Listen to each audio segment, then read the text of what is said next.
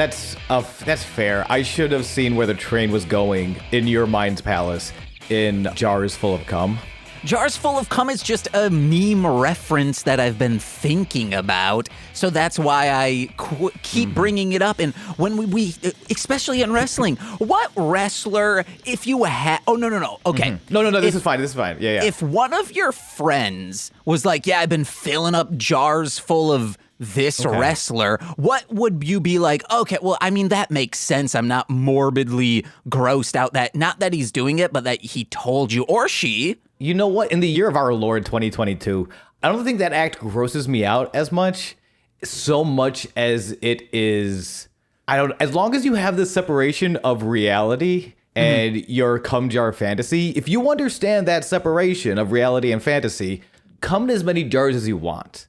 To me, where it gets freaky, we have like the world kind of smaller with Twitter, especially with wrestling or like any sort of niche interest where they might have a few less followers. It's easier to reach out to them. Cum jarism is where it gets creepy to me.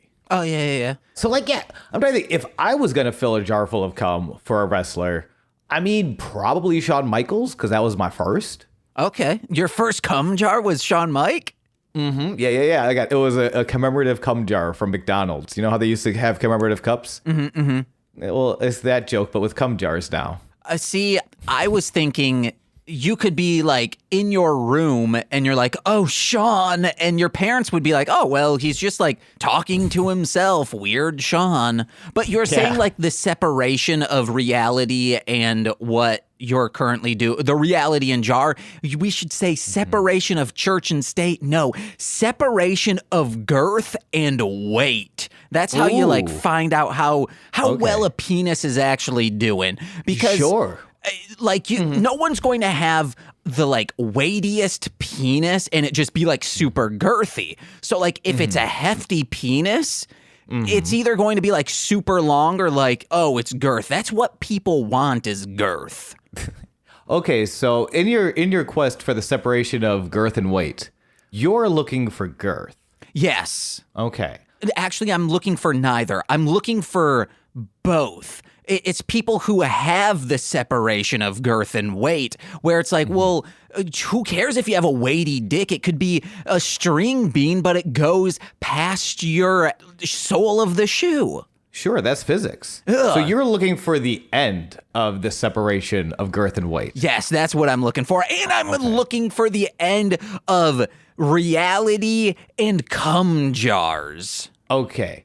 Wait, hold on. You're looking for the end. I was going to transition to the podcast, but I need to understand this. You're looking for the end of looking for the end of the separation? Yes. Of reality and cum jars? Yes, I want people like when they're like, "Oh, I'm coming in this jar." All of a sudden, little Johnny Nitro, he goes like oh shoot! It's the name of. Let me try and find a different, like a Thumbelina. All of a sudden, well, I get Indians in the cupboard. That like aren't they like toys that come to life, but they're like real people? Yeah, kind of like Toy Story.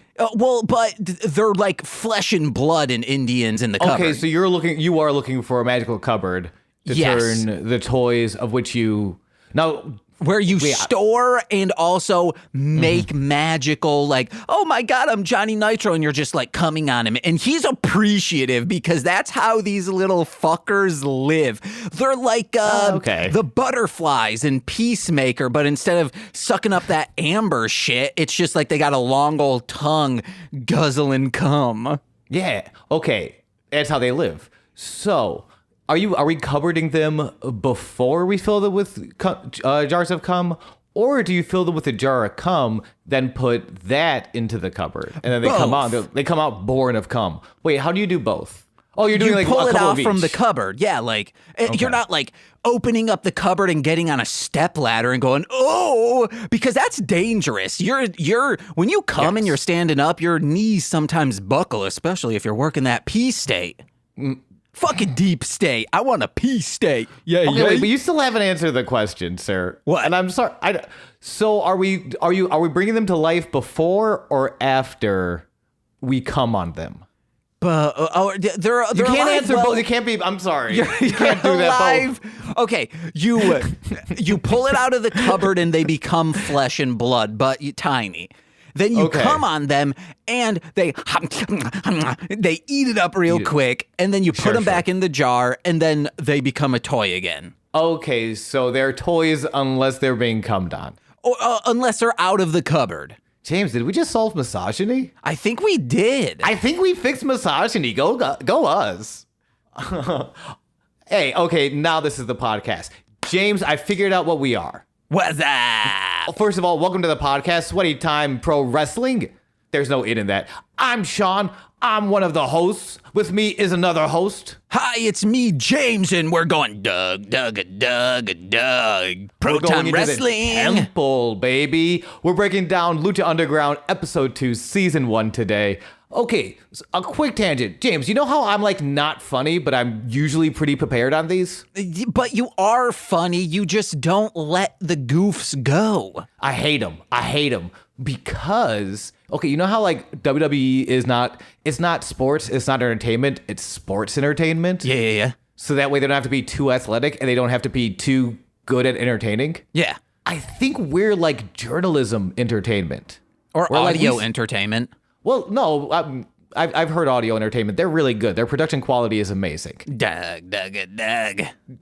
Or at least I'll say I'm journalism entertainment, where like I look up a bunch of stuff, but not so much that I have any credit or credibility. And then I'm kind of funny, but not so much that they're going to swoop me up to New York City, put me on that SNL, make me do a little dance with Bill Hader. And then you're going to be like, oh, no, but then you get swooped up to SNL and you get to do a little dance with Bill Hader. But by then I'm over on Mad TV and I'm eating Artie Lang's cum in a little jar. No, I don't want that for me or you. What I want I don't want is that either. That's what I want to do. Yeah, also, Yes.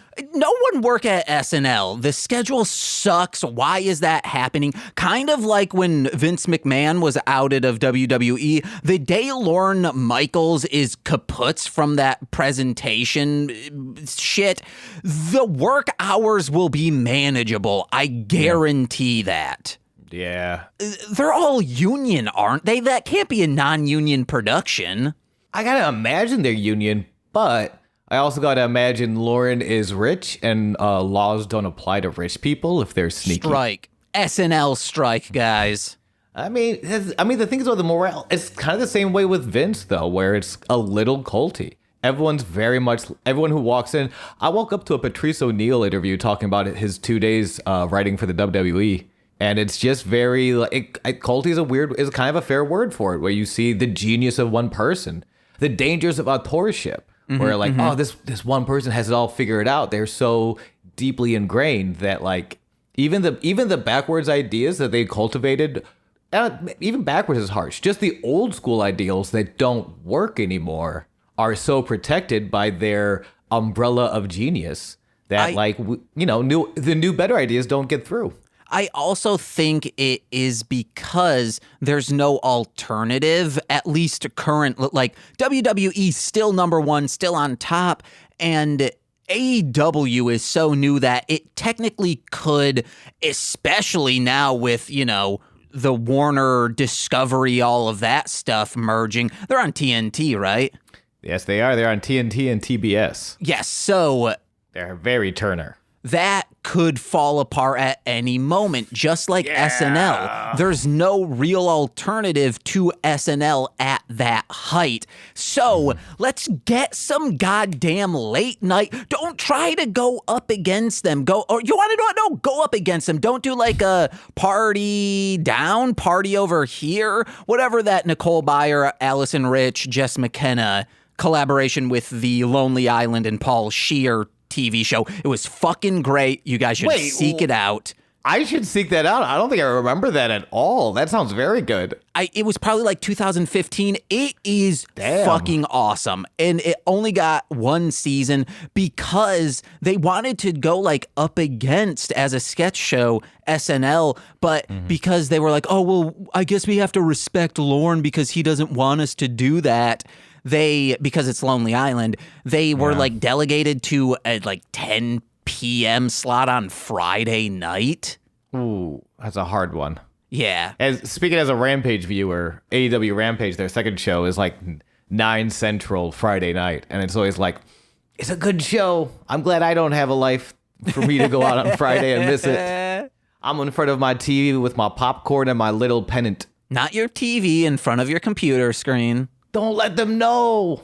The listeners can't know. I'm a relatable everyman. I've got a TV, I've got a dog, and I've got a brewski. Let's watch some football, baby. Ooh. Everyman Goose. That's me, baby. I put that on every man. Sriracha.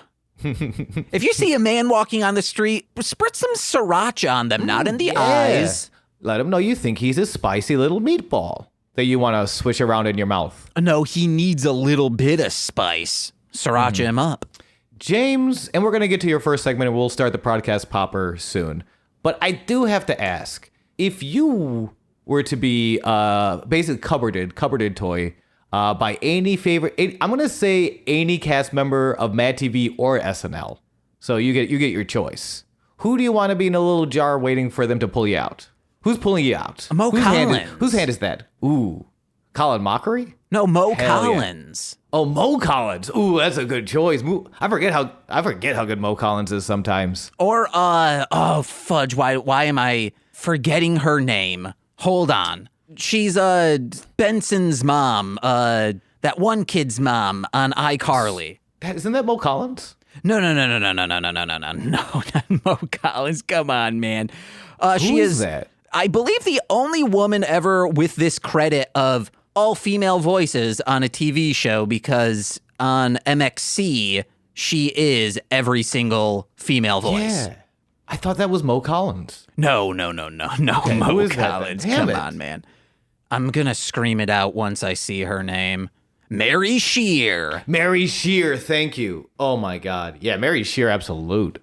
I guess like no one from SNL, pretty much. Yeah, no, that's fair. I went with Artie Lang. He was on Oh, no, he was on Mad TV. He's on Mad TV, baby. Yeah, I don't know.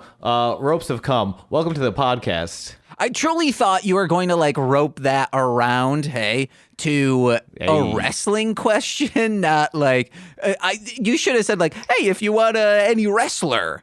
All right, well then, what I'm trying to do is get all of our cum jar out early in the season, so that way we're all cum jarred out by the end, and we can just talk about wrestling. Get your cum jars here, get them out, get them now. All right, well, but you did ask. Wait, I already answered. Shawn Michaels is my cum jar answer. Also, cum jars are in season right now because always in season. Because like, you know why they're in season? What's up? You know why? Because it's fucking jars everywhere. You know why it's this season? Because the sun goes up when the moon goes down. Fuck, if you've got jars, you've got James, which wrestler do you want to be in a cum jar for? And then we're going to get to the podcast. Well, to loop it into the podcast, I forget her name, but this woman in the tag team match today, I was like, I might need to pause this. Radiant. Sexy star lives up to the name. Wait, woman in the tag match? Oh, Evilise. Yes, there we go. Evilise is fucking dope. I like Evilise. I was like, this is... she's practically wearing a thong on stage, but like modestly. It's not ECW, that type of trash. Yeah, there are levels to thongism, and we just want to see the best thongs for our workers. What are you talking about, ECW trash? You hater. Yeah, guys... I'm keep riding this. ECW, hey, it might have had great wrestling, but the production quality, 2 thumbs down, practically makes it unwatchable. I mean, yeah, that's true. That I don't disagree with. But, all right, so we've talked for a while. This is going pretty well. I like this. Guys, okay, a little bit behind the scenes. Sean technically, where shuffling the deck was me introducing Sean to something, that made me like the number 1 co-host, and then like number 1 on the call sheet for the podcast would be James. But now, Sean being the expert in wrestling, he's number 1 on the call sheet to now have to guide the podcast. And I thought I could do it while simultaneously Googling Evilise, and it was too much for my tiny sweet boy brain. It was just too much for me. It needs Also, more no- lumps like Johnny Nitro's abs. Dude, he's got such good abs. That's a callback from last week. Before we get into the underground artist of the week, how have you been? What's the haps? How are your current events? I've been a ball of stress this week just because I'm like, baby. I need work. So if you guys need a podcast edited, a podcast produced, songs edited, all of that stuff, hit me up. Maybe a sweet little boy to stand in your jar on the cupboard. Or go Looking to Patreon. at you, Mo. I'm just shouting out Mo Collins. Or go to patreon.com/MLM pod. That's the best way to support us. That's a call of action specifically for Mo Collins. And oh my God, for real, guys, that Vampiro Warrior of the Night movie, Nicole is also down to watch this for straight to Patreon in September. We watched the trailer for it. It looks just like not a fever dream, but like a hallucinogenic dream. I'm excited. I got the chills. They are multiplying. I might be losing control. Oh, grease For the lightning. That Vampiro is supplying is vampirifying. Vampiro's a fucking menace. How have you been, Sean? I've been all right. I tore apart my Xbox Series controller, which felt to fix like my left bumper. Okay. Just totally snapped off. I didn't. Nah, I'm not. Listen, I'm not that guy. I do it for function, not for fun. As you've listened to this podcast, nothing I do is for fun. This is a serious journalism, entertainment production. So I fixed the bumper, but now the batteries won't work. So, you fix something, you break something else, life rolls on, baby. Steely Dan, play it one more time. Sean, I probably should, I was going to say I probably should have messaged you on Discord about this, but you wouldn't have gotten back to me. No. How is it easy to get into background acting? Yeah. If I wanted to do it just like one day a week, is that possible? Yeah. Oh, damn. How much? I'll bleep this out. How much do you make per day? Not a lot. But I mean, a lot to you is probably much different to me. That's fair. You can make probably, depends on the hours, like $100 a day. Holy shit, that's all I would once a week. That I'm set with my other incomes. That's enough for me to live. Yeah, then I don't know, then do it. It's real easy. Hell yeah. My job is not hard. Everyone should do what I do. On Grift Horse with Megan Beth Keister and Howard Kramer, for a while they were like, guys, we're SAG. We should start background acting just here and there. That's a grift in itself because we get paid even more. And we get screeners. So then a lot of people in the Discord were like, yeah, I'm going to start background acting. So if you have a film production city near you or you live in one, go for it. And if you're not in Vancouver, why not hang out in Vancouver? It seems nice.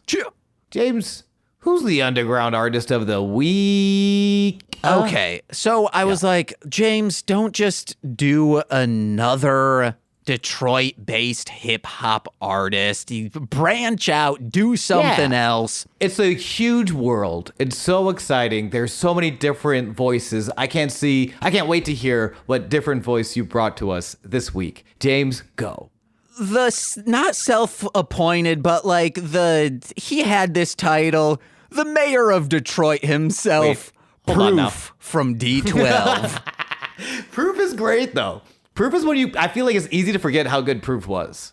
He's the best. But today we're not going to talk about I Miss the Hip Hop Shop, which I believe was his first solo studio album that came out in 2004, I think, which the first actual song on that it's track 2 is a diss to Esham. And it's very good because it's not just like, oh, you have sex with men. It is like bringing up... It's 2004, baby. Yeah, it's him legitimately bringing up... he's like, dude, you used to be number one and on top in Detroit and in this underground independent scene. But once like Death Row, No Limit, all those dudes came around, you are left in the dust and like appreciate what you had, but you're no longer that. So like, quit dissing us. I'm done with this. Fuck you. And it's just like a very concise, like, hey man, you fell off, deal with it, bye. And it's so good. And Isham was poking. Like that was that's kind of, I guess that's the big thing I gathered from it. Isham was just kind of poking around to see who bit. And Proof was like, yo, man, we got to save our teeth for the meaty meats. I can't. Yeah, pretty much. And the Isham D12 stuff like went back far because of both of them with Nodis and D12 getting kicked off the Vans Warped tour, which we talked about a while ago on Shuffling the Deck. But yeah, there was some animosity there, and it might still be, I'm not sure. But today we're talking about possibly one of the greatest Detroit hip-hop albums in the entire time history. It is Searching for Jerry Garcia. It was his second studio album, and it was released August 9th, 2005. Now, Sean, I've already told you the now in retrospect, very sad story of me listening to this while swinging alone as a teenager on my birthday. But one thing, focusing on, I see the date and the fact that my parents got this for me for a birthday. Back then, it wasn't until 2006, but prior to that, I was not allowed to listen to parental advisory music at all. Ooh. So I like this. I like where this is going. Maybe at the time, I was able to skirt some stuff, like MC Chris, bless him, for never putting a parental advisory sticker on any of his stuff, because I think at the time he's like, well, I'm just going to be mailing these out. No store is ever going to hold this. So I was able to get his music because my dad looked at it. I said, yeah, it's not parental advisory. He's like, okay, it's very disgusting and dirty, guys. Tricky MC Chris. Mm-hmm. But it wasn't until the Insane Clown Posse that my parents were like, oh, yeah, go for it. It was, I think, also my stepmom kind of softening my dad up to like, this music isn't harmful. Then some of this stuff, they were like, hey, you can listen to it in headphones, but do not listen. Like Brother Lynch Hung, they were like, do not listen to this out loud. Put headphones on. Yeah. So I don't know why they purchased this for me in 2005. It used to be nothing but edited music that I would have to listen to, which I can appreciate now as an adult, because some of those albums that I listened to hundreds of times, like Obi Trice's Cheers or D12 World by D12, of course, I can now go back and listen to with a new ear because I'm like, oh, these are completely different songs. It's not like when they say pussy, all of a sudden you hear a meow. No, they're like actively changing the track. They're changing their vision to fly under, as opposed to like just like adding it, like plopping their vision. I think I did this for an MC or a Mostly Speaking Sentai intro, but there's an Obi Trice song that in the edited version, all it is like he's talking about like guns so much that most of it is just like he says like two words, then a so listening to the unedited version later in life, I'm like, holy shit, he's rapping real well. Like, listen to these rhymes. I didn't know this song had words. Wowzers. But this album is fantastic. Proof had a way of rapping these intricate rhyme schemes without sounding forced or overwritten. They just like came out of him. It's great.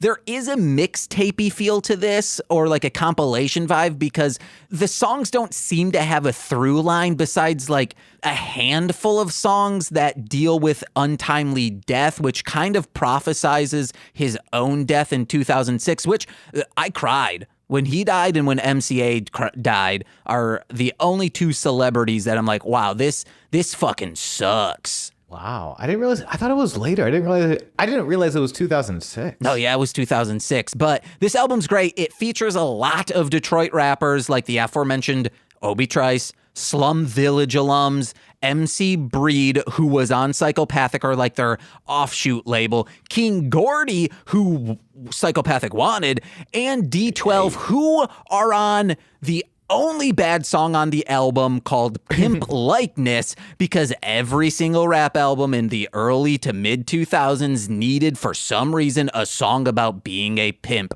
But Sean, it has stuff for you as well, because there's a weed smoking song with Method Man of the Wu-Tang Clan. Those are two things I'm interested in. And Be Real is on that song as well. 50 Cent from Cypress Hill. Okay. Oh, I thought this song was called Be Real. I'm like, do I know this song, Be Real? No. Okay, It's cool. called something about weed. That's a good name for a song, though. Now, Cypress Hill, do they smoke marijuana? Do you believe? I believe they do. And before, Interesting. I thought they sounded cool, but I never got into them. But one day when I was high, I was like, I want to listen to some like weed smoking songs. So I put on Black Friday, and I was like, oh, I get Cypress Hill now. Cool. I like this was your first this was your first parental advisory album. That I got from parents, and I think Ready to Die would have been on there too. Did that? Because I remember my first public advisory album, I think, was George Carlin Class Clown, which was the 7 words you can't say on television. That classic 70s bit of humor. I technically, from a yard sale, my parents let me get Adam Sandler's They're All Going to Laugh at You. So fucking good. And they were like, all right, we'll listen to it. And they're like, oh, yeah, you can't listen to this. Oh, but no. When they would leave, I would just like sneak and listen to it and have a fucking blast. Yeah. I remember, because it was 8th grade. I had one of those like kindergarten through 8th grade parochial schools. So like leaving 8th grade was a big deal. Yeah. And it was like after one of those like 8th grade sort of events, it was on my bed when I got home. And I felt like such an adult when I saw it. It was like, oh, I'm gonna do taxes soon. This is exciting. Now, I want to ask, like, if it was similar, but you were sneaking MC Chris and at the Sandman behind your parent, you were kind of a rebel rouser. I remember one time, I think I said this on this show, but I was listening to Devil's Night by D12. My friends would supply me with unedited CDs that I would burn and then just hide. So I was listening thinking, oh, they're in headphones, I'm good. And then my dad like motions to take headphones off and he's like, hey, is that unedited? And I was like, no, it's edited. Then I just turned it down real low and put them back on. He knew what I was up to. There was once where, because like once you turn 13, 14, you can buy stuff. I bought Tupac's Better Days and I brought it home and my dad found out and he was like, what? I can't believe they sold this to you, and like read off like the whitest man in the world song titles. And the one I remember is like, never call you bitch again.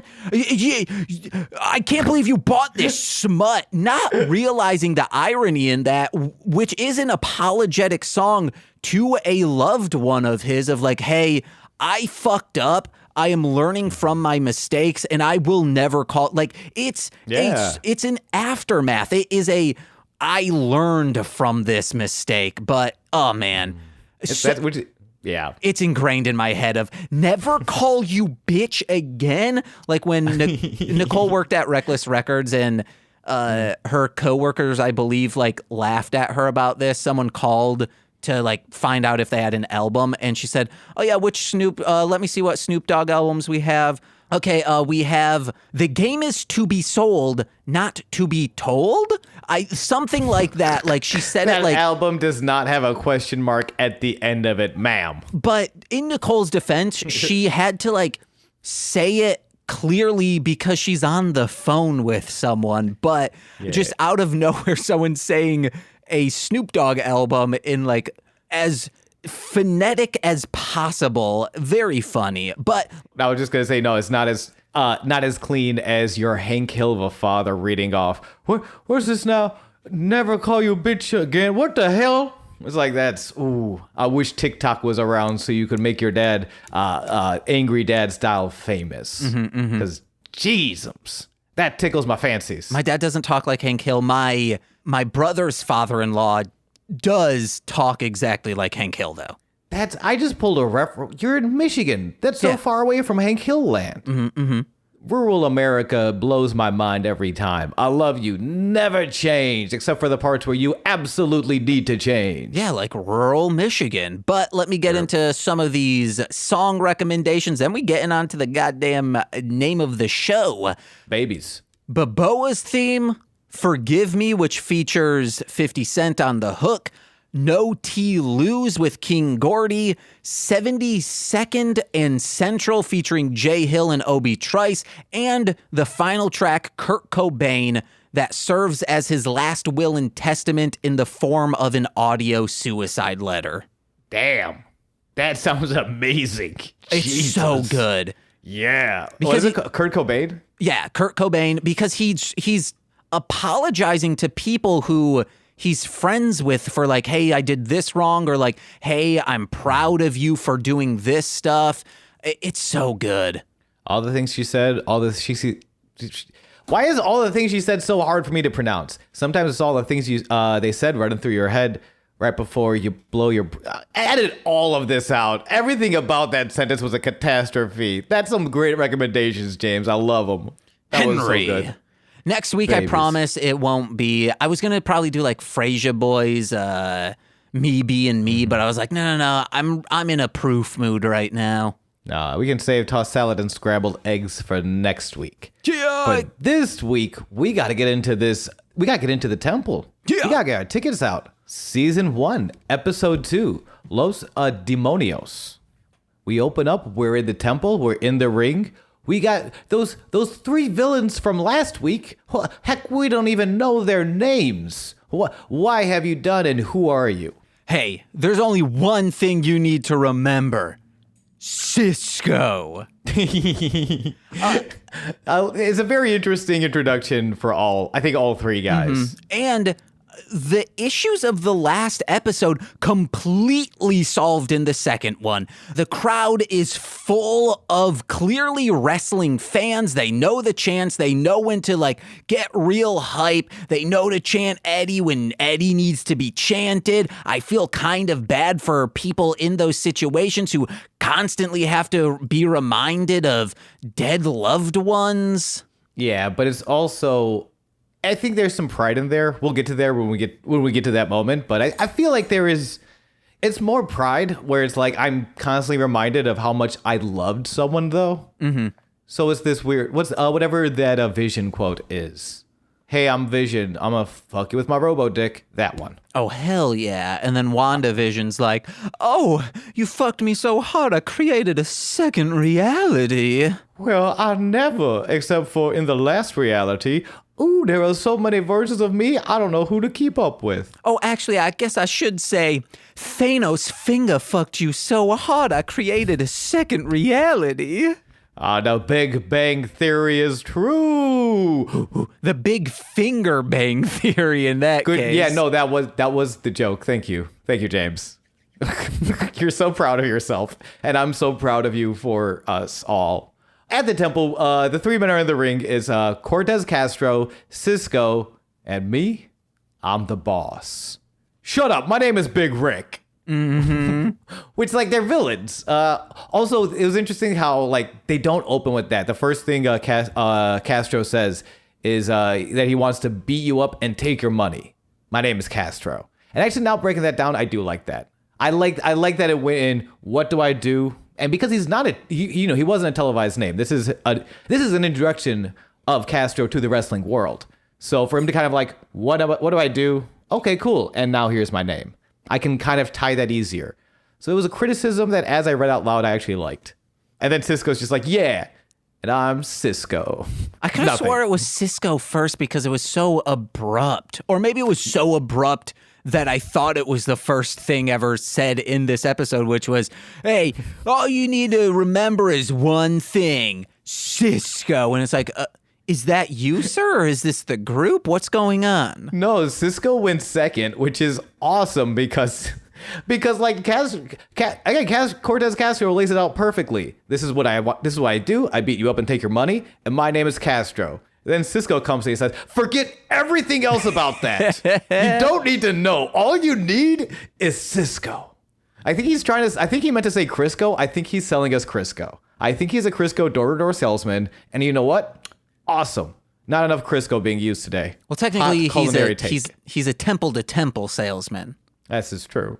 But let's talk about Big Rick. I'm the boss. Shut up. My name is Big Rick. Did you believe that he was the boss? No. Why is that? Because he's getting paid by the actual boss. Like like maybe he's the leader of this trio of misfits, but I wouldn't call him the boss. I had the exact same thing. We just saw your actual boss. You can't be the boss if your boss is if there's a boss higher than you, you're not the boss. You can be a boss. You can say, "Hey, I'm a boss," but you're not the boss. Articles matter. Also, the continuity of this episode, starting out as abrupt as it did, made me feel like this was the same exact night as our previous match. But they say, like, when he's smoking the cigar, Big Rick, I guess they all got that $1,000, but I guess Rick got more than the others. Mm-hmm. And he's already spent it. It's guaranteed that yes and yes. That's kind of how, like, a lot, because this is a studio show. Mm-hmm. They're probably filmed.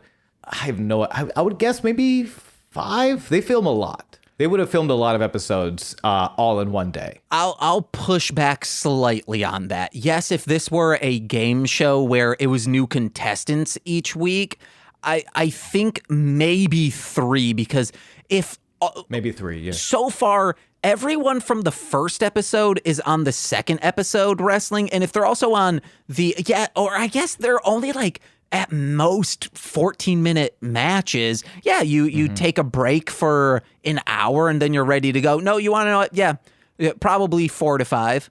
Yeah, so the studio's in effect. That cigar always struck me as odd. I don't know why. Like it's almost like this is my character, cigar. Uh-huh. Also, Big Rick sort of alludes to knowing Johnny Mundo. Big Rick is also known as Ezekiel Jackson from Florida Championship Wrestling, the pre-NXT for WWE, their sort of feeder school. Mm-hmm. Then was Brian Kendrick's bodyguard on SmackDown. Then all of our favorite brand of ECW, WWE ECW. I think that's how I know him.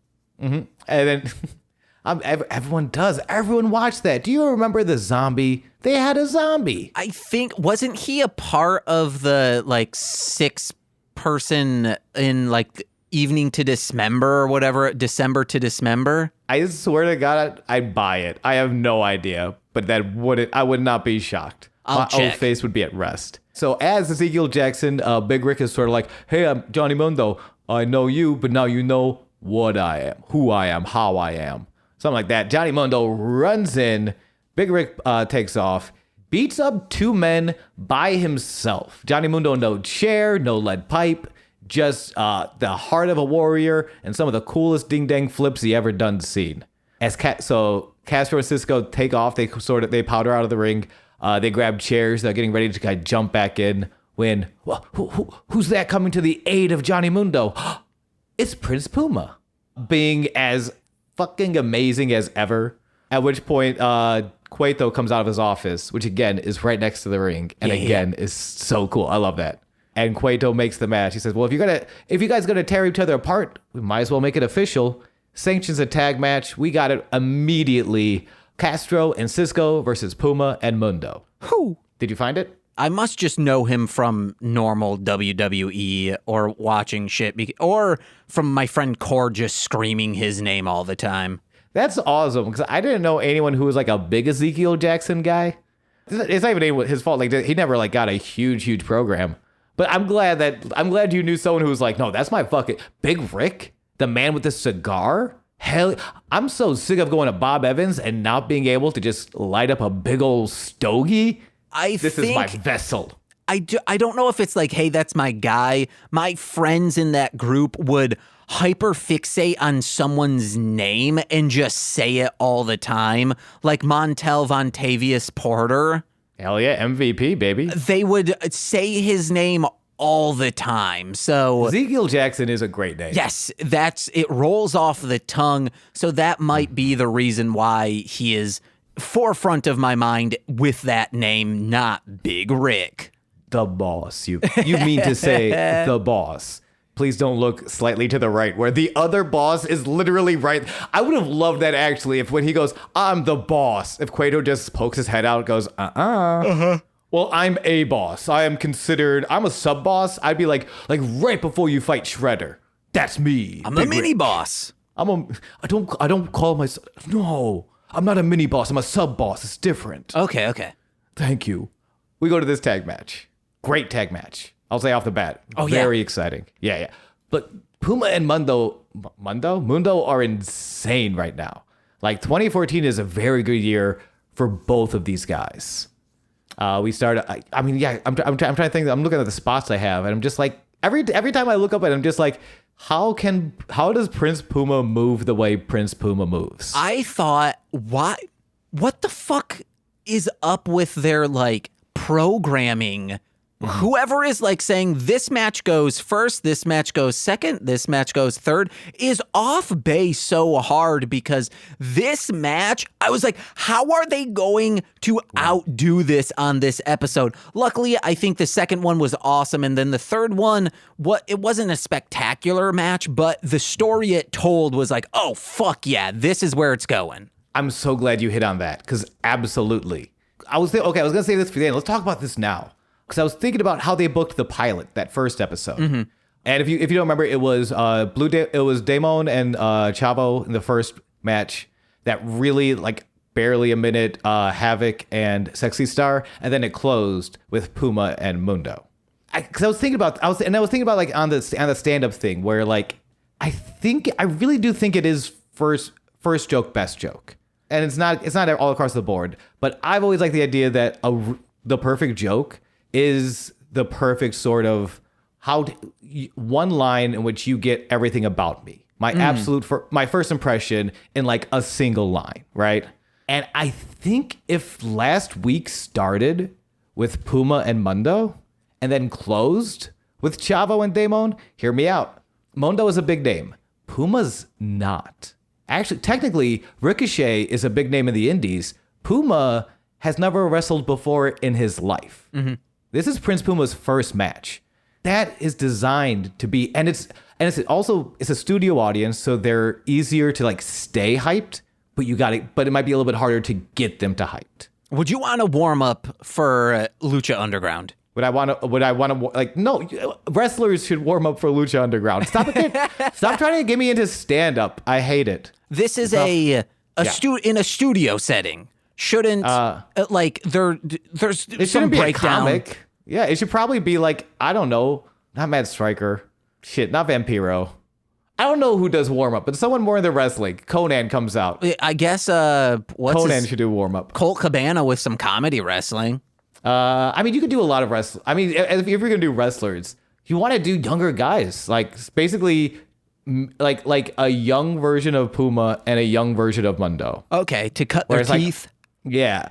But like that's why I'm thinking if we switch the order, so the first match, because also is probably the match that most people are going to see. People I'll tune in. I'll check it out. If you see Mundo and Puma opening up the show, you're probably not changing the channel. Mm-hmm. Like that's an insane match. And then you can kind of like close out with Damon and Chavo a little. I mean, maybe they might not feel as rushed, which is where maybe a lot of times botches kind of happen and missteps happen. They can rely. Chavo is a huge Chavo is still a huge draw. Yeah, Chavo's been on TV for years, and Damon Jr. He's a little more niche, but the dude was the first Mexican NWA champion. That's a big deal. So saving that for the main event, and that way, and it's like, can they follow Puma and Mundo? Absolutely not. Nobody can. It's weird. We're building the TV audience, and we're grasping them first. They're going back and be like, yeah, that Chavo and Blue Demon was pretty cool. God, do you remember Mundo and Puma? I'm curious. I wonder if that would have been a better show. Also, if you were to watch these back to back, I think the programming makes perfect sense because it is like this crescendo. In the beginning, Chavo is just destroyed in this match. You see he's distraught. You love him sweaty in the backstage. I do love him sweaty in the backstage. At the end, you see of this like two-parter, you see how that ends. Like it crescendos into this catastrophic upset. And I think now I take back the programming stuff. I think maybe they're telling a serial opposed to an episodic adventure. This you need to watch every single episode to feel the story develop. It helps. I'll say you don't super need to. They do a pretty good job of explaining what's going on, but it helps because this is not a Sentai. This is a Gilmore Girls. Okay, so in that sense, like Gilmore Girls, you should watch the previous, but Sentai, you can dip in and out as long as it's not the final episodes. Yeah. And the thing, and you, like, at some point you might go back and finally like sit and watch every one, but it was also easy enough. When it was on TV, I would miss some weeks and then I would come back and I would still be like, yeah, I'm still in. He's currently talking about Gilmore Girls, not Super Sentai. Yes. Excuse me. When I watched Gilmore Girls, I would never watch Super Sentai. I would sit down from episode 1 and I would wait 20 times 50 for how long that sit down would be, 9 hours or something. And that's how you experience Super Sentai. Absolutely. And how do you experience the tag team style of Castro and Cisco the first time we were seeing these men wrestle? Well, Matt Stryker, who interviewed Castro about it, says, yo, I call it prison shower style, Holmes. And then I just walked away. Matt Stryker says this to absolute silence. Vampiro gives him nothing. It's just Matt Stryker quietly doing the Homer Simpson hedge style lurk. And then Vampiro just going, yeah, that's cool. We talk about white guys saying white guy things. Matt Stryker is saying, yo, call it prison shower style, Holmes, is very white guy speaking. He also puts on an accent, so I was like, oh boy, get out of here. Yeah, it's not great. I do. So they're like, oh, he respects his fighting style. He respects him in the ring. You can tell that. On BattleBots, I'm assuming it is a wrestling, boxing, MMA stuff because one of the Kyle Florian, I believe is his name, or Kenny Florian, Kenny, the other in one season kept saying his name like Eric Cartman says Kenny's name. And I was like, what? Who's allowing him to do that? And clearly someone said quit it because he has never said it after that season.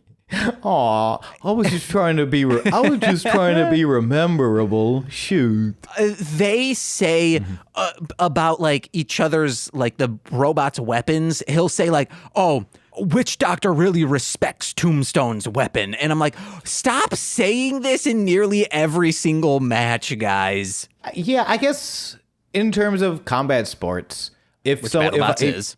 Yes, it is. Absolutely. Like if someone says like that is something I kind of took for granted. But yeah, if you ever hear someone say he respects his left hook or his tornado spin wheel, it means they understand it. They probably game planned around it. Yeah.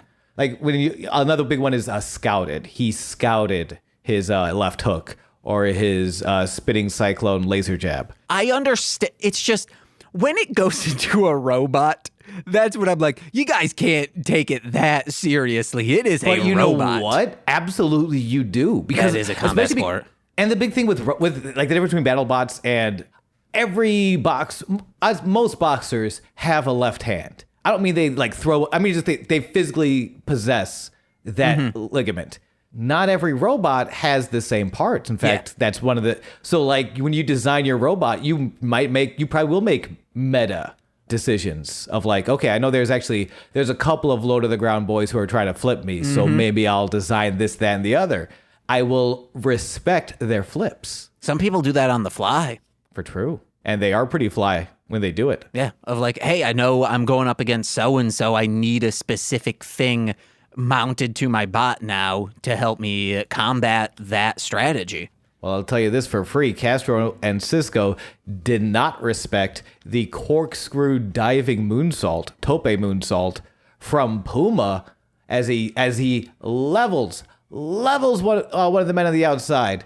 Johnny Puma's setting up for his move. They pull out. It doesn't happen. There's a lot of false finishes towards the end. I almost thought too many, but this is kind of why I like it in the opening match slot, because two of the guys are totally unknown. But everyone in there can work. And it's weird. Like when you think real show busy and circusy, draw power and like star power becomes a factor in like booking the show. Because even if you're like, man, everybody, you guys have the best match sometimes, but this is a guy who can work, but is a huge name. Assuming he's not also an absolute D-bagger, yeah, you kind of do want to save that for the main event slot. Yeah. But this was so beautiful. It's like all these false finishes. Puma and Mundo have scouted the Psycho Realm, which is the big rig. That was the finishing move they did on them last week. And I love that. It's a little bit of storytelling. Like, you hit us with this last week, but we saw it. Now we know how to counter it, which they do into stereo 450 splashes. That is 450 degrees of rotation in the air from two men at the same time. So fucking cool. Like, Yo. I was cheering for this. I was like, yeah. It was very exciting. There is nothing more satisfying than two high flyers hitting stereo high flying moves. You want to know what's funnier? I cheered for that, but I did not cheer for that as loud as I cheered for today watching Jellystone, the Yogi Bear spinoff that's on HBO Max right now. Sure. It's the best wrestling on TV, Jellystone. I've always said. Why isn't it? No, I don't want to franchise a Jellystone park. Do it, you coward. Accept capitalism into your heart. We were watching that, and they keep showing the Yogi's Laugh arc. It was like from one of the shows, and I was like, oh man, I so badly want to see them reference the show that came from, which was, what was it called? Yogi and Friends, maybe? No, Yogi's Gang, which started with Yogi's Laugh arc. And it's baffling when we do it on I'll bleep that out. It's the show R2 Shelby 2 and I are doing. Each episode is like, if this were out today, Republicans would be like, go woke, go broke, because it truly is every single episode.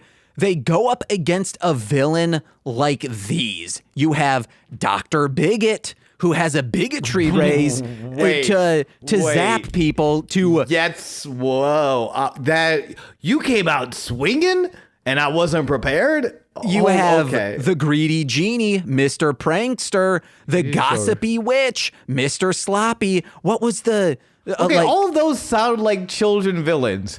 Mr. Bigot is a step up. Oh, yeah. That's the first episode, too. So I was like, I have to watch this. You also you follow Mr. Bigot with Sloppy Genie or whatever? Like, you can't... Mr. Smog was really cool because all he did was, like, pollute people. You have a lot of litter. Like, it was just, like, in today's world, people would call it PC bullshit. But you also go back a lot of those, except for Mr. Bigot, who, again, is doing something special. Yeah. The rest just sound like Captain Planet villains. Yeah. Totally. And this is pre-Captain Planet. So... There's an episode where... Captain Planet's a coward for not inviting Mr. Bigot to get his ass kicked. I'll say it. There's an episode where 3 of the kid characters, Augie Doggy and some other 2 that I forget their names right now, they need to get a patch for like the pseudo Boy Scouts that's in this Jellystone, and they're delivering mail and they have to do it on the Laugh arc, and then pirates come aboard and the main pirate introduces them, and it's like, ooh, and here's Dr. Smog, and I was like, a lot of litter, and I jumped up just cheering, going, yahoo, they did it, and Nicole's like, the fuck are you doing? What is wrong? And I was like, this is from Yogi's Gang. You love to see that long-term storytelling come into effect. Uh-huh. Honestly, no, there is something special about paying off ends. Like, even the little... I love when Johnny cut off that Big Rick and him knew each other, because it was probably like, they can't say anything about WWE without being sued. Yeah. But, like, it's true. You guys did know each other. And anytime something like that happens, where they call back Dr. Smog and Kitty Litter. A lot of litter. Thank you. What's the word? What's a positive compliment? I couldn't think of the word compliment. That's how low my self-esteem is right now. It complements the viewer's intelligence, and that's such a nice. Everybody loves to be complimented, but like complimenting intelligence, it's not easy to do. And so when that happens, it just feels special. I like that. Speaking of compliments, we were talking about you on Engaged with Nicolas Cage last week. Thank you. We were trying to decide because I'm I was assuming like, it's a nice thing. I was like, Nicole, I think you'd be a pretty terrible wingman. And she's like, nah, I could. And I was like, who could we? Oh my God, we should wingman try and find Sean Love. What sitcom have I stumbled my way into? We cut to the back for a another Conan Puma segment. It's essentially, I feel like this is the outtake of the introduction to Puma from last week, because it's the same idea as who is Prince Puma, which honestly is very obvious. They're strapping the rocket. Have you heard that expression? I have not.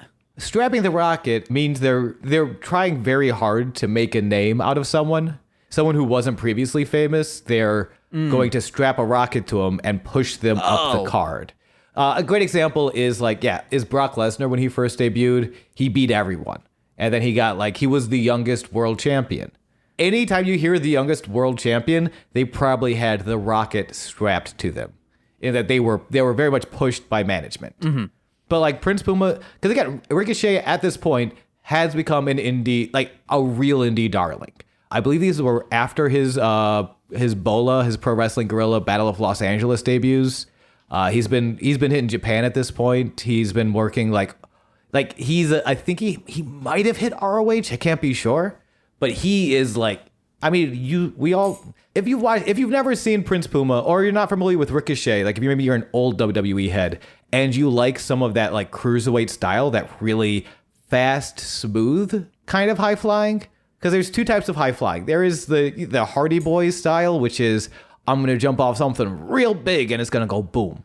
And then there's the Lucha Libre defined, where it is a lot more intricate steps and patterns. So cool. And it's very smooth and it's so cool. And like Ricochet is one of those guys. I like it because they use it now in WWE, but it gets mentioned in this match. He moves like a video game. He looks like a video game, which is like, yeah, he's got that superpower, baby. Sean, my next note was, Sean, you're a human video game. I love it. They still use that. They use that to this day when I'm talking about him. Like I was watching Raw the other night, and it was like, yeah, the human video game Ricochet. I'm like, but true? Like, here's the thing, but true? Sean, you're like the Sims character. The one that you're like, oh, shoot. Why would you? I really need to pay attention to this one right now. I can't. Why would you do that to me now? I was on a high. I'm so sorry. Remembering in my mind's eye this beautiful tag match, and now I'm compared to a sim who has shat himself. No, just and is falling asleep on his feet, refusing to get a job, which is accurate but hurtful. I've also only played The Sims once, and I was like, it gave me anxiety because I didn't know what to do. Oh. Well, don't worry. I'll walk you through this Sims episode of A Sweaty Time Pro Wrestling. The one piece of new info. Oh, I'm sorry. Go ahead. I just wanted to. Oh, you're still going on the Prince Puma stuff. I wanted to describe what the story was in these matches. Okay. The one piece of new information I was gonna say in the Conan segment was the stay away from Johnny Mundo. Conan kind of puts up this ultimatum. What is it? You've got one friend, and you're looking at him. And then Conan points to himself. He is Prince Puma's only friend. And we get a little bit, it's hard to, honestly, and the fact that Ricochet is physicalizing it so well under a mask for a guy who was not wrestling under a mask previously. Mm-hmm. Whereas it's like that reluctant sigh where I'm brand new. Literally, you brought me into this business. You're the reason I'm getting a paycheck. So kind of have to listen to you, Conan. Yeah. And we also get an intro package for, referenced last week, Mil Muertes. Ooh. It's this shot of a closed area personnel only sign, and then there's some candles lying around, and it feels like it was the location shots for a Saw movie. Oh yeah. Like very low lighting, just a lot of quick jumps to random areas of what we believe is the temple, but the temple is essentially a warehouse. Yeah. And then we have a hot lady voice telling us one thing is certain: 1,000 deaths is coming. And then there's a jump scare. Blah! Mill's here and he's wearing... Okay, so Mill's cape. That might be one of. Do you remember Mills the cape he's wearing? Yeah, I thought it was cool, wasn't it? This might be one of my favorite capes, bar none. Yeah. Wrestling, superheroes, sexy daddy vampire types. It's purple with like a peacock feather crown on the top, like around the neck. It's so nice. It is such a cool cape. The coolest cape is Spawn, and I think, did Mange have one? I don't think I know Mange. From Powerpuff Girls? Wait. It was that episode where they were trying to be legitimate superheroes, the Powerpuff Girls. You have Liberty Bell, Something Bunny, and Mange. And Buttercup was Mange. Mange, which was Spawn. Yeah. So that's why I said your two answers are the Spawn cape. Yes. That's fair, but the Spawn cape has like special abilities. Like if you had to wear just like a cape like no abilities. It's just a cape. That's a good cape. But yeah, so we see Mil Muertes, and we have our second match of the evening, the tag match. Let me first say the story in the first one. Oh yeah, sorry. From our good guys' perspective, they are saying we are professionals, we win, we entertain, and that's why you pay us. So please pay us. Like that's what I was getting, because they're clearly like doing this to the owner. They're like, fuck you. Like we're going to show you that money should have gone to us. Whereas the Boston gang, they're saying we have no respect. We will win for dirty money that we probably won't get paid, even though I guess we found out they did. I have a big feeling like when you're working with dirty money in these cases, this man clearly is okay with not paying people who deserve money. You shouldn't be with them. Well, we do. It doesn't get brought up as much, but the reason Cueto doesn't want to pay Mundo is because he accused Mundo of just wanting the money, not having respect for lucha culture, which is interesting because obviously like it's weird. Cortez, Castro, and even Big Rick. It's easy to on the surface see that and be like, what is the lucha culture here? This is quote, and they bring it up. This story with them a lot is prison shower style, baby. But that's such a testament to the style of Rudos. Of you can be a technical, you win through your technical expertise, or you take the shortcuts and you win by any means necessary. So in that sense, they still they have more. I don't want to say it's because Mundo is WWE, where I mean Puma's not actually a AAA either. He's in the Indies at this point. But I think I feel like that might be part of the story too. I don't know, where it's like where like you came from the world of sports entertainment, Johnny Mundo. We don't trust. I Dario Cueto do not trust you yet. I'm not here for sports entertainment. I'm here for lucha libre. I'm not sure if that is there, but it's something I know I kind of picked up on a little bit. Might be worth considering. This is making it feel very, very, very Tekken. Yeah. I'm sorry. You might have meant that as a negative, but no. The Tekken convoluted story. Okay, great. That man everybody throws each other off volcanoes and they're all related. Yep. I love Tekken's story so much. I used to think I was that of Jin. Maybe I had a devil wings growing out of my back because I have like shoulder pain since I was a child, like shoulder blade pains. That's the best reason I've ever heard. I need to see that as your next album cover art. All right. Have Nicole draw it up. The back cover is just you holding your shoulders, going, rubbing some Bengay on it. Oh, so I don't have the devil wings. No, the front you do, but then the back you don't. The wings have fallen off and you're just rubbing Bengay on. Oh, okay. As a child, I was like, well, maybe I'm growing these wings, but like in a puberty sense, they haven't like pushed through my skin yet. Yeah. That's X-Men style, baby. I didn't have the X-Men frame of reference. I had the Tekken frame of reference. Where it's like, we might. Oh man, Tekken has such a good story. We can't talk about Tekken. We need to keep going. We'll have a separate Tekken podcast later in life. Yes. Like Tekken has the same convoluted storylines as Twisted Metal, also Mortal Kombat, when it's like, oh yeah, it's just these fighters or arena shooters. Then once you start shoehorning in story, it's like, well, I don't know. I guess this is what they do. And you're like, that's what you decided on? What the hell? It never feels totally like, I guess. It always feels like it's, I guess, from the craziest person in your favorite parking lot. Like, it is so deliciously convoluted. If you guys want a good maybe 20 minutes, go on YouTube and just search Twisted Metal 2 ending prizes, like ending cuts, and it will show you each person. They are fucking wild. Yeah, and maybe you're like, because by 2, certainly by 3, it's a little cartoonish. You want something a little more dark, wild. Twisted Metal Black, to this day, all those cutscenes are insane. Yeah. We have a tag match. Yeah. And it's a very interesting tag match featuring Son of Havoc and Ivelisse versus Chavo and Sexy Star. Sexy. Before the match even begins, James, the burial of Chavo Guerrero continues. You remember, the only man of the family nobody likes, according to Vampiro. Mad Striker sort of sets him up, and Chavo, he's coming here to Lucha Underground. He's coming back to his roots. Like, he's honoring the legacy of his uncle Eddie and his family. What a swell guy. Mad Striker brings up the respect this family has. Vampiro, you know it all too well. And then Vampiro comes in. Yeah, unfortunately, I do. I mean that in a good way.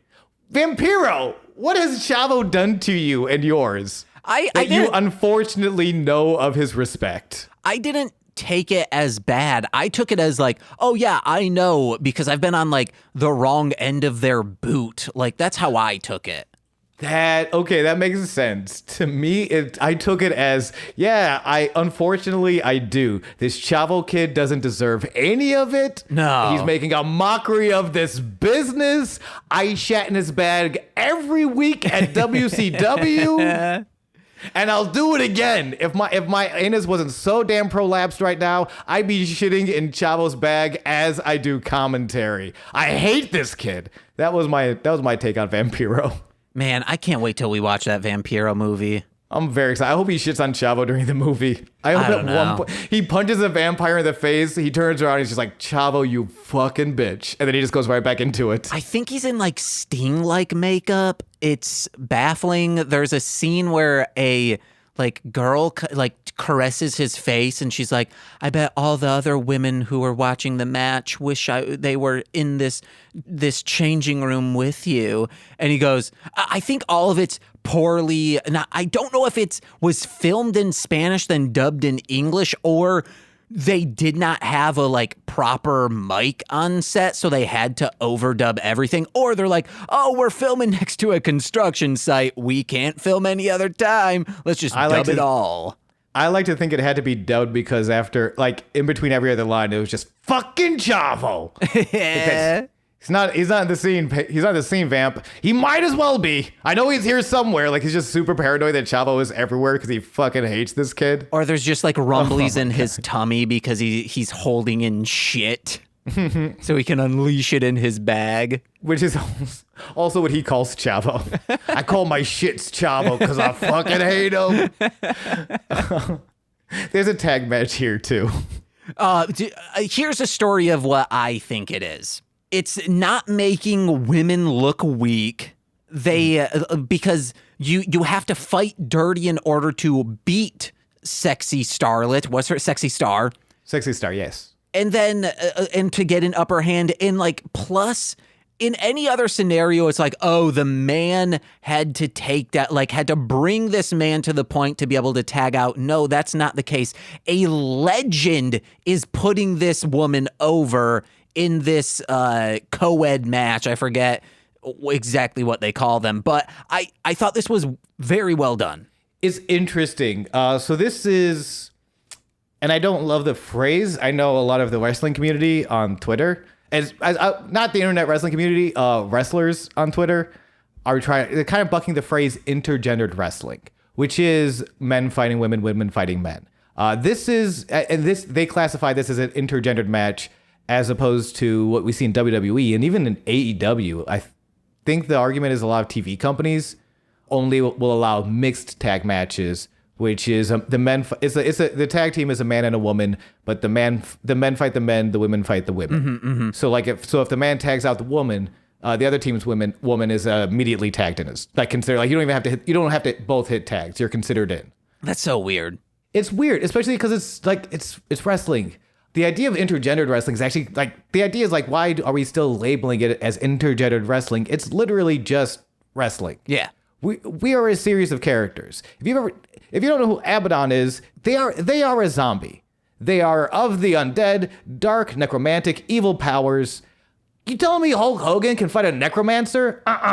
I've seen his psychology. It's bumkiss. Like it truly doesn't matter. These are characters, these are stories you're telling. Assuming they can work, whatever their character is, they're making it work, the crowd is on their side. You can make whatever you want be believable. Yeah. Like that's like you are crafting your story. So it actually is kind of progressive. It's they call it intergendered a lot. They put it over in some interesting ways. Vampiro has this sentence where he's kind of breaking it like both. He's talking about Evilise and Sexy Star, and he's like, both have an opportunity to prove it's not just a man's world. She's a hottie, brother. Yeah. Oh my God. God. Wait, hold on, Vampiro. You're just going down both sides of a one-way street. It's impressive how ridiculous, how fast his brain can move like that. Also, if anyone's like, well, James and Sean, didn't you like say she's sexy and whatnot? Please, if you have not listened to the first episode, I think we put Johnny Mundo on this god pedestal of just an Adonis for maybe Sexy 5 minutes. Star is sexy, and it's fun. Like, yeah. Everyone here is usually pretty sexy. Wrestling, I think my favorite, we were talking about our friend Shelby earlier. Shelby's starting to get into wrestling. And I think it was her realization where she's like, this is all just like, is consensual violence. It is so fucking sexy. Wrestling is so sex. It's like as an art form, it is consensual violence. It is the most sort of, there is so much tension in that like feeling, especially when you have two good guys staring at each other going, yeah, I want to punch you in the face so bad. It's going to make me feel fulfilled and complete and satisfied if you punch me in the face right now. It's sex. It's so very, I don't know. So like, obviously you can go too far. Look at Twitter. But with respectful tones, Johnny Mundo, Sexy Star, right now, both of these human beings can absolutely get it. Well, I'm more of the other woman in this match. Evilise is amazing. Evilise can easily get it. I love everyone in this match. M-Dog 20. You go back see some of his like old like backyard stuff. What he was able to do it like as a youth, as an untrained or like lightly trained youth. Oh, M-Dog 20, Son of Havoc, get it.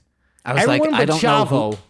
I was Sorry. like, I don't know who M-Dog 20 is, but please, I apologize. I'm ruining this recurring bit I know you're about to do. Chavo is the one person on the entire bill. I would fuck the ashes of Big Rick's cigar before I let Chavo's shitty little gooch anywhere near my mouth. You tapped out to Blue Demon Jr. Vampiro would never tap out to Blue Demon Jr. How dare you, Chavo, you shitty little butthole. I hate him. I'm sorry. Chavo's the only Guerrero in that family who couldn't even get a handy after a match. Easily. But yeah, everyone's very sexy. This is a fun match. I think I like this match a lot. I'm excited to see Evilise because I'm familiar with Evilise a little bit later in life, and she's great. I don't really like Sexy Star now or like what we're currently watching, but man, she's doing really great stuff these days. Yeah, Sexy Star. We mentioned already how Sexy Star. When we mentioned Sexy Star, we mentioned the character, I think. Yeah. Because she becomes a major force, and it's like it sucks because also like the character has a great message, is like very role modeling in a very fun superhero kind of way. Going woke, get out of here. I love that the first thing Chavo does is rip the beard of Son of Havoc. Yeah. And then he plays with his fingers. They're all greasy now. Remember, Chavo except unless you're Vampiro, is a well-respected, beloved member of this roster. As long as you're not Vampiro, we love Chavo. So he's doing like these little dirty moves to sort of get one over on Havoc. Also, like, unless you're Vampiro or the groupies after a show with eager hands. Who would never touch Chavo's shitty little peener. Never. Evilise gets some great offense in, and Chavo sells for her, which of course, getting kicked in the face sucks regardless of your gender. Nobody wants to get kicked in the face. Mm-hmm. I'm just looking at the notes. The heat, the tag.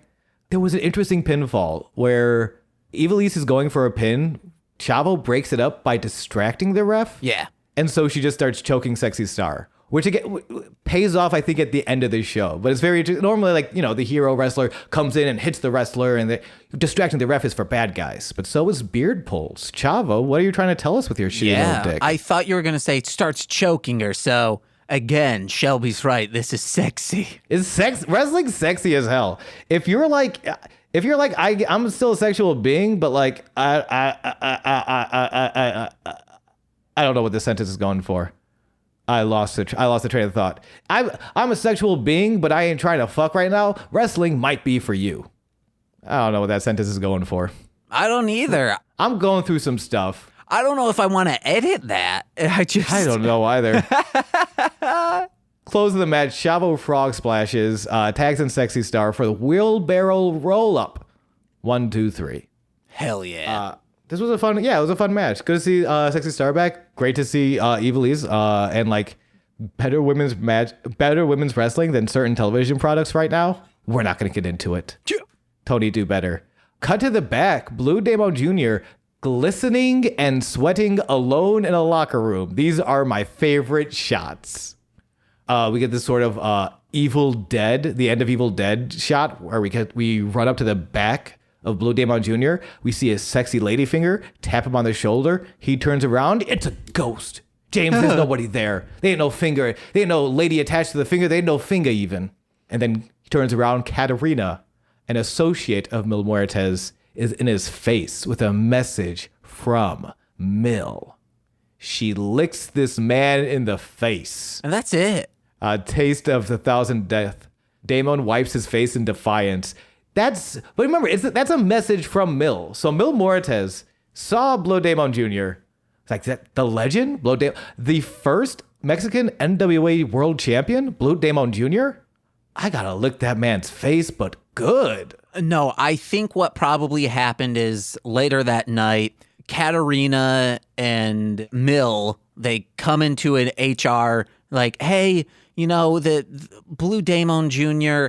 said that Mil, you had, if you would have licked his face, that would have been like still iffy, but you had like your female coworker do that. And then Mil's like, whoa.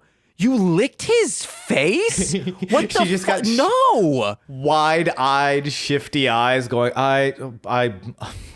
that seems, I gotta go. And then she does a Scooby-Doo, like run in the air out of the room. No, she just like taps herself on the shoulder, then disappears. That's the move.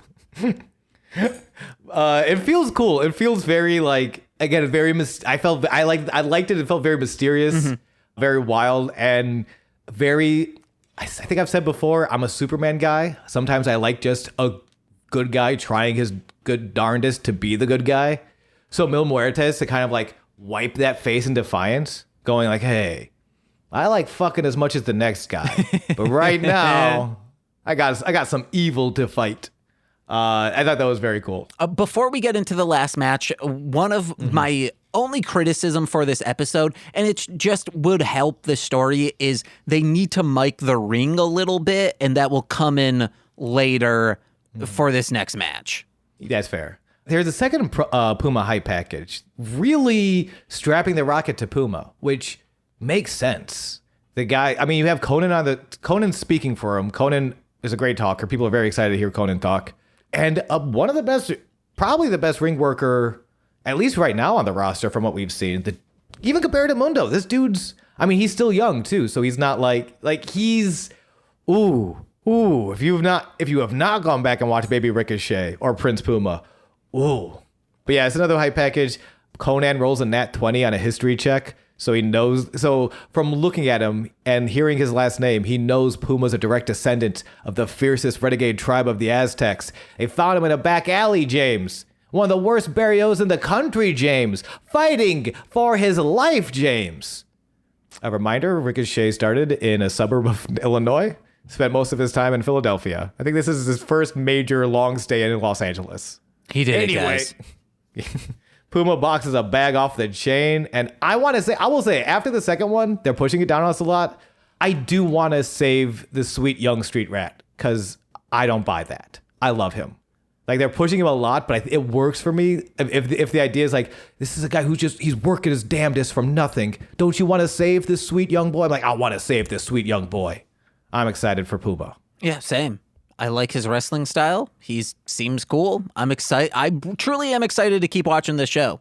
The question, I guess, then, these two because out of all the screen time, 2 segments spent on Prince Puma, do they get you more excited? Do you want Prince Puma to win more after seeing those 2 promos?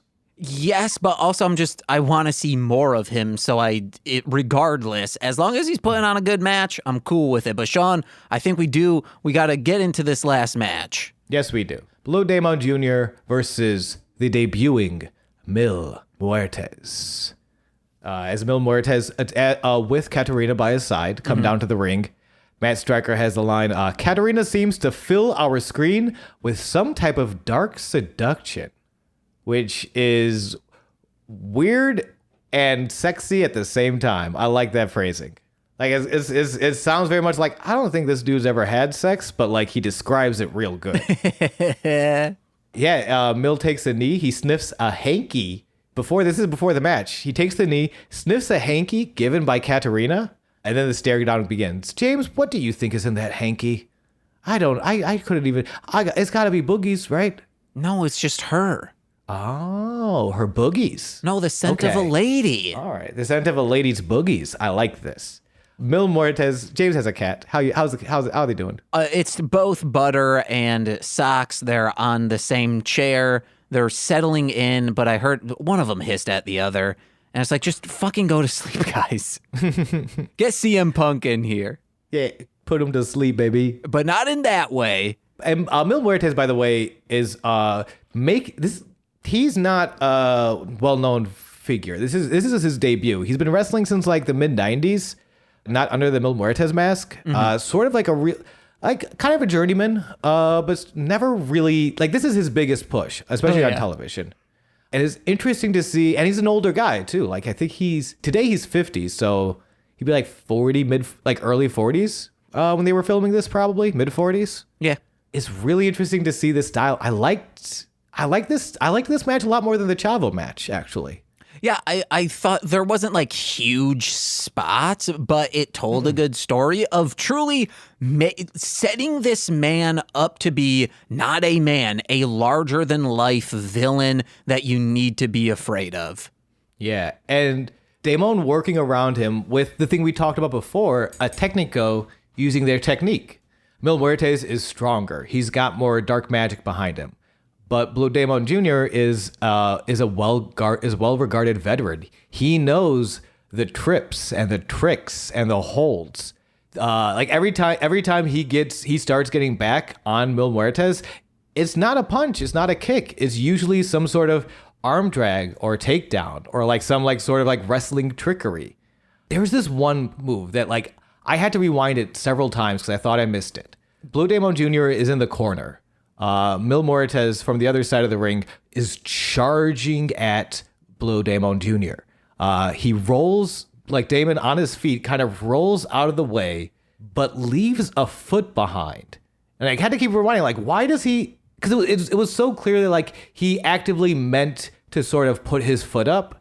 And I think it's so that when Mil Muertes ran into the corner, he also ran dick first into Blue Demon Jr.'s boot.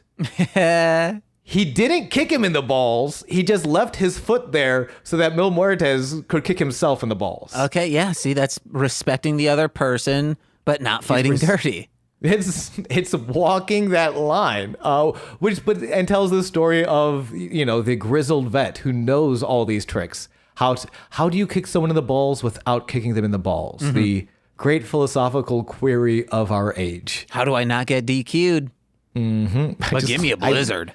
I just thought that was so cool. There's also it's like it was Damo not doing these spots. Like I think that might have been part of it. Maybe he felt like he had to keep up with Chavo. Ooh, Chavo. In last week when he really didn't. There's Damon powders to the outside at one point, and Mill grabs his shoulder, turn around to like kind of lay in chops. He has the coolest fucking shoulder turn I've ever. Blue Damon Jr. just looks over his shoulder like, "Excuse me," and I'm like, it was cool guy not looking at explosions kind of style of taking a chop, which is like that's it's a very basic spot, Like if you're not sure about working with someone, you can take their chops. It hurts, but it's not it's not very technical. There's not a lot of ways, so it's easy to do that very by rote. But like that little extra blow Damon Jr. at being 100% you 100% of the time in the match, making those little moments in between feel special. It was just it's hard to really break down how cool turning around is. But if you've ever seen Inspector Gadget and you always want to see it, it's sometimes you turn around very cool. I don't know. Howard Kramer has a song about there was a country music awards where Taylor Swift was on, and she like turns around and looks at the camera as it like a crane shot or what the ones that are on ropes goes over her, and she turns around, and he's like, Taylor Swift took my manhood and then made a song all about that glance and that turnaround. It is not talked about enough, but a good turnaround, that can be magical. If you know how to turn around effectively, you can render your opponent speechless. That's what happened to Katy Perry. Taylor Swift turned around on her one time and she's like, gasp. All of my classic luchador technique cannot stand up to this. Yeah. Katy Perry, known luchador. But then, man, who wins? Katarina distracts Mill. Mill hits a not great spear, but with a decent flatliner for the 3. And Mill overpowers through all the technique and all the tricks and all of the trade that Damon has at his disposal. Mill's too much. Overpowers, overwhelms. And then, Mil Muertes keeps beating the shit out of him because he's a big fucking evil guy. Nobody can control Mil Muertes. They can just kind of point him in a direction and he's going to go. So, Mill attacks after the match, goes for this, they call it a stone on commentary, the hanky. So, it's weird because they didn't put it over, like, when they first brought it out, this prop of the hanky. Goes for that when Chavo hits the ring with a chair to sort of chase him off. Did you hear that? Did they say stone? That's what I heard, at least. Yeah, or a rock. Yeah. That's interesting that we don't see the rock at all. Again, we just see, like, a red hanky. That's the prop. But it was hidden in there. Yeah, I mean, could have done a better job of explaining it when it came out the first time. Like, oh my, that must have been what was in the hanky. Yeah, because it's a rock hanky, a hanky rock. Or just setting up like he's smelling the stone. That is a stone of, because like it's very easy to lose that when he brings it back, and I'm excited to see what it is. Yeah, they're building my expectations. But we don't see this week as Chavo hits the ring to save Mil Muertes. And that's the end of the show. Chavo, what a great guy with the steel chair. Oh, wait, hold on. I have more notes. Oh no. Oh, no. Oh, no. Vampiro was right. Vampiro was right, Chavo. You piece of garbage dog shit. How dare you? You walk into the locker room, everyone's like, I fucking hate this guy. We're going to have a shit party on your bag, you dog. Oh, Chavo. He starts taking the chair to everyone, referees included. But especially Blow Damon Jr. Mm-hmm. Takes the chair to Damon. He knocks out 2 referees. He goes back to Damon. 2 undercard guys who we have not seen yet. They try to make this save. Both get taken out by the chair. Goes back to Damon. Eventually, the EMTs do arrive. They hook him up to the stretcher. And Chavo sits in the chair admiring his handiwork. I like that. I like that. It's a little cool. It's just a very cool, like, yeah, man, I'm fucking taking it easy, baby. I beat the shit out of you. And then it does end with, like, after the EMTs put him on the stretcher, then Chavo goes up and just starts beating the shit out of him on the stretcher. And that's when I was like, okay, this is going a little too far. We don't need him to go, like, to have this much heat. I think that starts going into bad heat. I disagree. All right. Because, like, I disagree. Because it's one of those things where you can go, it's adding 100%. Assuming everyone agrees to it, Damon's, like, aware of, like, that's going to happen. I think it's just this, like, it went on too long. Like, if it had been a little snappier, they got him on quicker, then he started beating the shit out of him. I don't know. I felt like it went from being like, oh, this is wrestling to like, oh, this is now kind of in poor taste. I don't know. Yeah, I don't know. I think that's some. I don't know. To me, maybe I've been in this game too long because I want some of the poor taste. You can. Okay. So to me, poor taste is only poor taste if if it's actively hurting someone. Of course, yeah. Or if it was nothing but tied to the stretcher beatdowns. Where like it's like I don't know like that's to me that's the memorable part is like it's not like if he just hit him with a chair and hit everyone else, I would forget this segment a little more quickly than like the visual that's gonna stick with me is Chavo under the ropes pushing off the EMT so he could get a few more punches in on Blue Demon. What I would have loved is he like jumps out of the ring and like points at the commentator table and he's like, whoa. And then Vampiro and them like they get up and then you think he's going to punch Vampiro, but he like goes underneath the desk, pulls out a bag and Vampiro's like, hey, that's mine. And then he just pulls his pants down and shits in Vampiro's bag. You didn't think I was going there, did you?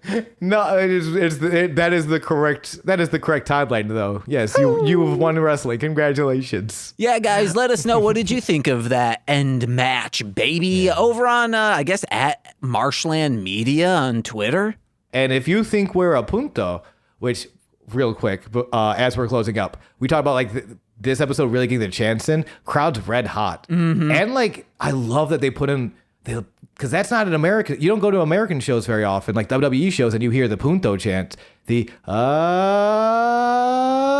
punto. Like that's Arena de Mexico, baby. And I love that was in this episode during that Chavo beatdown. But if you think we're a punto, let us know in a 5-star review. Oh yeah, that too. Yeah, don't talk to us on Twitter. Never. If you're on iTunes or Spotify, give us a 5-star review, baby. Yeah, and then say mean things like, yo, these two Chavos over here, I fucking hate them. Unfortunately, I know them. 5 stars. Where can I wish they, on Redbubble, you could get that cool Natty Ice with Otter on a backpack so I could shit in it and send it to their P.O. box, which the address is in our description. Yeah, baby. And also in our description, I didn't have a clean transition. James, tell them about that Patreon. You could have gone to your plugs, and hey, in that description I decided to skip my plugs this week. Hey guys, VK at Twitch. Go to patreon.com/MLM pod, where for $5 a month you get exclusive content. Ooh, baby, they're podcasts every single Friday. They're very good. But if you're a $10 patron, you get more exclusive content like that straight to Patreon, where at the end of September we will be discussing Vampiro, Warrior of the Night. I believe that's the name of it. But you also get a shout out on every single free feed podcast. Like if you're a rapper or you're a wrestler, holy shit, if you're a wrestler and you want your wrestling name shouted out, as long as it's not just like F-slur, no homo, I'd be like, excuse me? Or like if you're in like the queer wrestling, I can't say that, but like, yeah, that's your name. That I'm not going to dog you for it, but don't have me say it, as no matter how funny you think that would be. Please don't make me do James, that. What's happening? You have starting with Steve F, Eric Berry of Ranger Command Power Hour, Alex Z, The Waz, Orion, he's a rapper, Defo, D-F-O. See, like that, it's just Defo, that's fine. Kayla, AK2 Grapes, that's fine. Jordan B, the Chaos Witch, again, fine. Joshua, Okay. my brother in common law. Steve Barnes, he's a musician. Intro Void, find him. Again, that's fine. My mother, she doesn't have a nickname. And finally, Lil Corey's BFF and roommate, Shane. Nice. I've been Sean. And I've been James. And this has been Sweaty Time Pro Wrestling, baby. Prison shower style. Yeah. You did not like that close. No, I'm fine I with can it. see it in your eyes. I can see it in your eyes. Bye. Bye.